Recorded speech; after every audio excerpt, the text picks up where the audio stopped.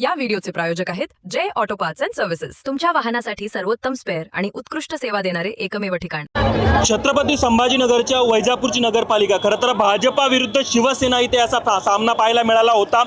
Big fight खरं तर मांडली गेली होती, मात्र निकाल लागल्यानंतर ही एकतर्फी लढाई झाल्याचं आपल्याला चित्र पाहायला मिळत आहे।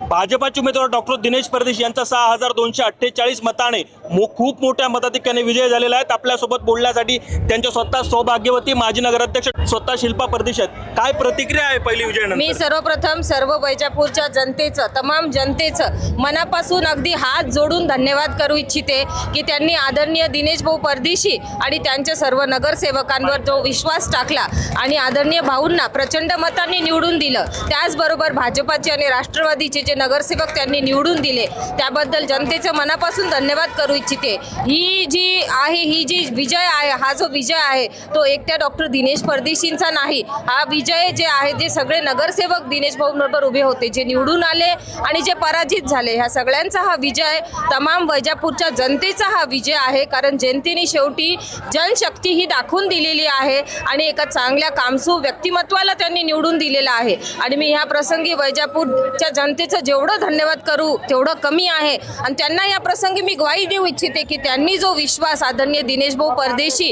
आणि त्यांच्या टीमवर टाकलेला आहे त्या विश्वासास आम्ही पात्र ठरू आणि येणाऱ्या दिवसांमध्ये, येणाऱ्या काळामध्ये आदरणीय मुख्यमंत्री देवाभाऊ यांच्या सहकार्याने आणि भाजपच्या सर्व पदाधिकाऱ्यांच्या सहकार्याने आणि आदरणीय भाऊंच्या मार्गदर्शनाखाली जे नगरसेवक आहे आणि आम्ही सगळे जे वैजापूर शहरातले तमाम नागरिक आहेत, हे अगदी एक दिलाने काम करू आणि वैजापूर शहराला प्रगतीच्या नवीन शिखरावर नेऊन पोहोचू असं मी या प्रसंगी आपणास ग्वाही देऊ इच्छिते। आणि परत एकदा जनतेचं खरंच मनापासून मला थोडंसं हे झालं। तर तुम्ही भावनिक झालात, विधानसभेमध्ये पराभव झाला होता त्यावेळेस अनेकांच्या डोळ्यात आम्ही अश्रू पाहिलं होतं, हे आनंद अश्रू पुन्हा एकदा वैजापूरकरांची देण आहे का?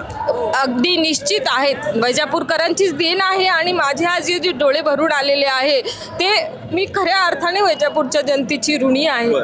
खरं तर दिनेश परदेशी यांनी मला एक विस्तृत मुलाखत दिली होती आणि त्यावेळेस ते असं म्हणले होते की मैं फिर आऊंगा। ते आलेत? काय म्हटले?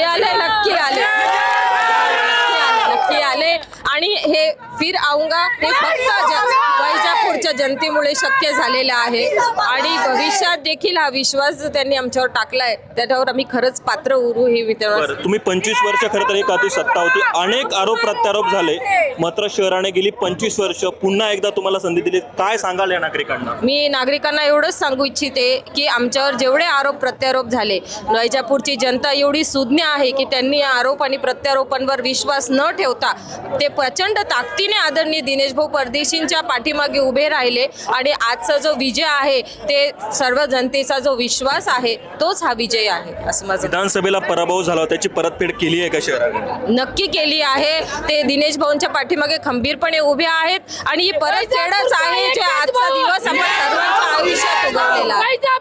आपण बघितलं की खरं तर भावनिका झाल्याचं आपल्याला पाहायला मिळालं। वैजापूरकरांनी पुन्हा एकदा डॉक्टर दिनेश परदेशी यांच्या पाठीशी उभं राहून, ठामपणे उभं राहून वैजापूरकरांनी जनशक्तीला खरं तर विजय दिल्याचं, ही प्रतिक्रिया स्वतः शिल्पा परदेशी यांनी दिल्याचं आपल्याला पाहायला मिळतंय। माझा सहकारी कृष्णासोबत नितीन थोरात, वैजापूर, छत्रपती संभाजीनगर।